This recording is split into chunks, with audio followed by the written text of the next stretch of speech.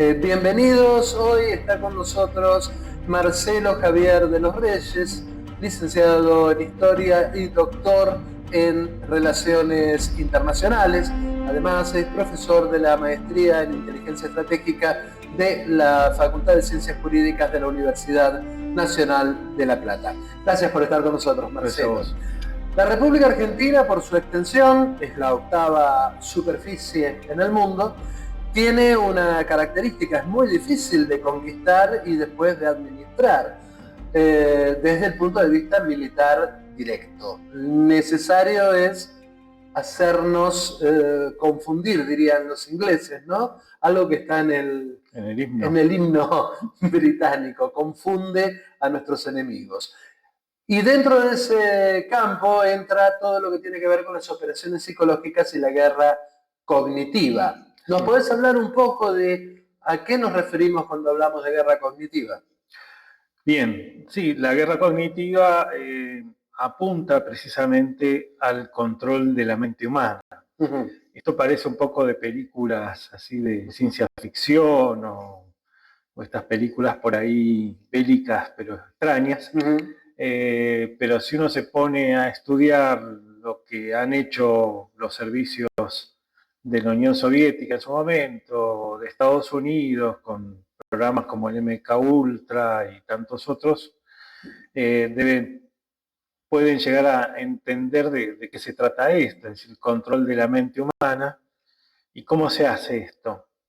Y se hace a través de métodos que tienen que ver con la información que recibe también las personas. Hay unos estudios científicos que se llevan a cabo, esto no es nada improvisado. Esto se hace a través de tecnología y se hace a través de manipulación, digamos, de información, de datos, y también con una sobrecarga de información. Yo recuerdo que en los 90 hablábamos de infoxicación, una mezcla de intoxicación e información, es decir, por sobreabundancia de la información. La cuestión es que hoy nosotros podemos conseguir información de lo que querramos y tenemos un bombardeo informacional continuo. Esto nos genera una capacidad en el discernimiento de información, y por otro lado la población también hoy está menos preparada que antes. Hay un deterioro cognitivo en la población, un poco producto de la falta de lectura, de los sistemas educativos y precisamente de una tendencia que también hay en el periodismo, que no es la de informar, sino la de darle la cuestión masticada al público. Es decir, yo no recibo la noticia, yo recibo lo que el opinólogo de turno, llamado periodista hoy, me da a mí para que yo repita después en todos los ámbitos que esté.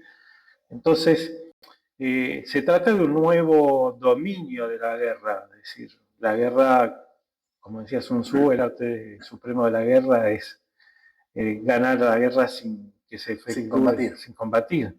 Y en esto, en el caso argentino, lo estamos perdiendo, ¿no? Creo que hay por lo menos desde el fin de la guerra de Malvinas, tenemos una guerra cognitiva que estamos llevando adelante y que estamos perdiendo también por nuestros propios gobiernos, nuestra propia dirigencia que precisamente juega en contra. Pero bueno, esto solamente se puede combatir con educación, preparando a la población también para que pueda tener la capacidad de discernimiento.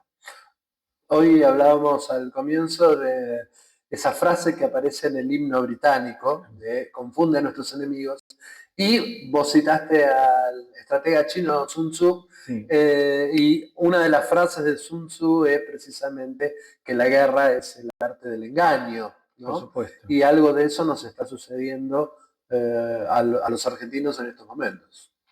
Sí, la población no está preparada para la información que recibe, por supuesto toda la información es manipulación. Entendamos que esto no ocurre solamente en Argentina, ocurre también a escala mundial, ¿no? Porque si uno piensa en Occidente, mal llamado Occidente, pues, habría que aclarar qué era el Occidente y qué es el Occidente hoy, pero eso da para otro tema. Si pensamos que las agencias de informaciones o las agencias de noticias son 5, básicamente, 5 grandes, y todo lo que ellas emitan se traduce a diferentes idiomas que llega a todo el mundo occidental, bueno, estamos nosotros recibiendo una información muy parcializada. La gente no tiene por hábito por ahí introducirse en medios alternativos de información o ir a las fuentes de noticias chinas o rusas o de Corea del Sur o lo que sea para corroborar ciertas informaciones. Entonces nosotros estamos como un poco como The Truman Show, ¿no? Claro. Vivimos en un lugar cerrado y recibimos esa información y la gente no verifica nada. Y con esa información nosotros tomamos decisiones después, sí, tanto a nivel personal, familiar, como a nivel institucional, ¿no? Sí, en realidad sí, aunque no sé hasta qué punto tomamos decisiones, porque si yo repito lo que un medio me dice, no estoy decidiendo nada, simplemente me hago eco, que esto es una de las partes, de los componentes de la guerra cognitiva, ¿no? El ser una caja de resonancia de la desinformación. Entonces, yo replico lo que escucho en los medios, lo repito por ahí y esto se va propagando. Y bueno, entonces es nuestra contribución a la confusión general. Claro. Sí. De alguna manera podemos hablar de que hay una ingeniería social. Se trata de una ingeniería social, nada de esto es casual, por eso dije que hay una manipulación que está estudiada, se basa en tecnología, se basa en estudios científicos, psicológicos también, ¿no? Recordemos el caso de Cambridge Analytics, claro. Que a través de los algoritmos iba modificando la decisión de los indecisos, ¿no? En su momento, tomando 87 millones de perfiles de Facebook. Y con eso se empezó a manipular la decisión de gente que todavía no tenía decidido qué hacer. Y esto se aplicó en Estados Unidos, se aplicó en el Brexit, en el momento de la votación del Brexit, se aplicó en elecciones en el mundo, incluso en Argentina. Se modificó la opinión de Recordemos que el Parlamento británico interpeló a los directivos de la firma y ellos confesaron que habían intervenido en las elecciones. Qué paradójico, ¿no? Que el Parlamento británico nos tire una información de cómo se hizo una estrategia en contra de la República Argentina. Sí, bueno, digamos que los británicos son muy hábiles en todo bueno, esto, ¿no? Sí. Y no hay que remontarse a cosas tan recientes, uno puede ir mucho más atrás en la historia y saber cómo han manipulado desde la época que éramos las Provincias Unidas, ¿no? Pero bueno, siguen manipulando toda nuestra información y tenemos periodistas que trabajan para ellos. No vamos a hacer nombres por lógica, ¿no? Pero esto se va renovando. Claro. Y entonces hay periodistas que bueno, también yo recuerdo que estaba buscando información la otra vez de lo que siempre se decía, ¿no? Que el Reino Unido o los británicos habían colaborado con el armamento durante la época de la subversión y encontré también una información que paradójicamente había sido una conferencia de un tío mío en España, Elías Santos Jiménez Vega, que él escribió ese artículo, que bueno, fue su exposición en el año 82 precisamente, en el cual él daba la información de armamento que los británicos le daban a nuestros montoneros, a nuestra guerrilla. Incluso cita el informe, que no debe estar ya hoy, por supuesto, de la Prefectura Naval, de armamentos que se bajaban en el puerto de Mar del Plata del buque Endurance, que no debía llevar ningún tipo de armamento, porque además era un buque que estaba en la Antártida. Nada que esté en la Antártida tiene que tener armamento por el Tratado Antártico. Eso más otros datos que da también de en aquel momento del arribo de armas a través de British Caledonia. Es decir, el ataque a la Argentina se hace de diferentes maneras. La guerra cognitiva es la más fuerte, claro, y después tenemos las otras, ¿no? Hiciste mención de estos arribos de armas y me viene a la mente el reaprovisionamiento de municiones a la flota argentina en el momento del golpe del 55, que después termina con el bombardeo de Mar del Plata y el bombardeo de Berisso y Ensenada. Estamos hablando de buques de la Armada Argentina, del Estado argentino bombardeando territorio argentino, a partir de municiones que buques de la Shell a la altura de Puerto Belgrano los reaprovisionaron, porque en aquella época Perón le había sacado las municiones a los barcos y los había mandado a hacer maniobras al medio del océano. Lo que no contaba que en el medio del océano iba a haber buques británicos que iban a proveer el desarmamento. Evidentemente algún interés tenían en que generar división entre los argentinos.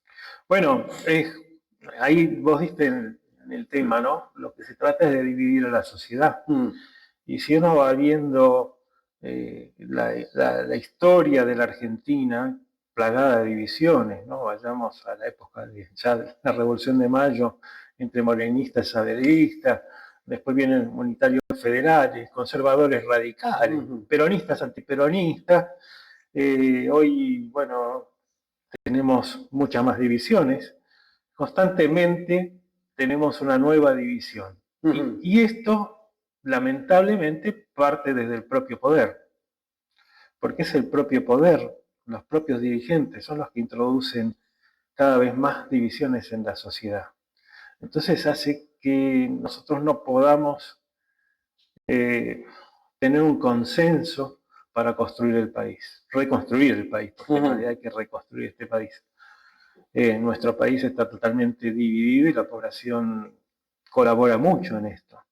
Es difícil poderse sentar a veces en una reunión de amigos, y ni digo familiar, y terminar la cena en paz. Porque, bueno, empiezan a florecer las divisiones que en buena medida están puestas desde los medios, desde los mismos políticos que generan, bueno, si uno ve lamentablemente, si uno ve los tweets del presidente, son insultos todos los días, divisiones todos los días. Bueno, es difícil construir un país así. Tenemos el diagnóstico del paciente, por decirlo de una manera. Sí. ¿Cuál sería la cura? La cura, yo insisto en que para mí, para empezar a trabajar desde un punto de vista político, es trazar consensos mínimos. Es decir, veamos en qué estamos de acuerdo y dejemos de lado las diferencias. ¿Cuál es nuestro bien supremo? Creo que ya lo dije la otra vez en una entrevista que me hiciste, que es el bien supremo, es la patria. Bueno, nuestro objetivo tiene que ser salvar la patria, la república, o como quieran llamarle, si no va a ser república porque algunos cuestionan que sea una república también. Pero bueno, salvar la patria, ese es nuestro objetivo primordial. Todos los demás detalles los iremos arreglando sobre la marcha, pero ahora está en juego la integridad territorial, está en juego la sociedad argentina, que está padeciendo un problema demográfico serio, ¿no? A través estamos teniendo un índice negativo de crecimiento, ¿no es así? Entonces, en un país que, como bien vos dijiste, es la octava extensión mundial, entonces tenemos que empezar a trabajar la educación, tratar de formar nuevos dirigentes. Los dirigentes que ya conocemos, ya sabemos a dónde nos llevan, son los que vienen dando vueltas hace 40 y algo de años, y con estos no tenemos salida. Es decir, vamos a probar siempre con lo mismo, no vamos para ningún lado. Entonces hay que tratar de formar una nueva dirigencia política, capacitar a los jóvenes, darles un lugar también a los jóvenes en el país. Es decir, nosotros tenemos un desarrollo científico-tecnológico que cada día lo vamos rompiendo más en lugar de salvarlo. Y ese componente científico-tecnológico tiene que darle cabida a jóvenes para que no se vayan del país. Nosotros necesitamos cerebros, no que los cerebros se vayan y nos queden los más tontos. No digo tontos en general, pero la dirigencia en general de la Argentina es muy mediocre.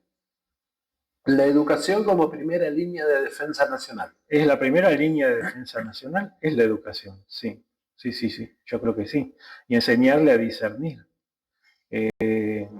Ahora me encuentro trabajando en un libro para publicar que justamente lo que trata es de enseñar a la gente, no digo a pensar, pero a pensar de manera diferente. El hombre tiene diferentes dimensiones en su vida, digamos, la dimensión espiritual, la física, la intelectual y la astral, si se quiere, y alguna otra más, depende de quién se meta más en el esoterismo, ¿no? Pero nosotros tenemos que trabajar sobre estas dimensiones y el ciudadano tiene que ser consciente de esto, porque a nosotros, ¿cómo nos manipulan? Nos manipulan emocionalmente. Entonces toca nuestra fibra emocional y nosotros no decidimos racionalmente, que es lo que siempre se dice, el ser humano es racional.